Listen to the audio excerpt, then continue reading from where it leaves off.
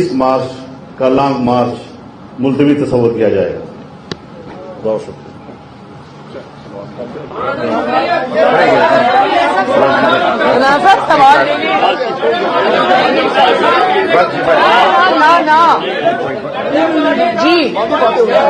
तो जी फ्रेंड्स, जैसे कि आप देख रहे हैं मौलाना फजल रहमान की प्रेस कॉन्फ्रेंस छोड़ के चले गए और पीडीएम भी टूट फूट का शिकार हो गया। मरीम नवाज़ पीछे आवाज़ें देती रह गई, गिलानी भी आवाज़ें देते रह गए और देखते रह गए। मौलाना फजल रहमान वापस नहीं आए। मौलाना फजल रहमान बहुत ही ज़्यादा सख्त नाराज़ नज़र आ रहे हैं पीडीएम के साथ, और नवाज शरीफ और आसिफ अली जरदारी की भी जो है ना वो बहुत ही ज़्यादा लड़ाई हुई है। जी हाँ फ्रेंड्स, पीडीएम जो है वो टूट चुकी है। अब वो इमरान खान की हुकूमत के लिए ख़तरा नहीं है। तो अब देखना ये होगा कि पीडीएम का अगला लाएअमल क्या होगा और पीडीएम का अगला जो है वो क्या होगा, इसका हिकमत अमली। और हमारे चैनल को ज़रूर सब्सक्राइब करें और हमारे इस वीडियो को भी लाइक करें और दोस्तों के साथ शेयर करना मत भूलें।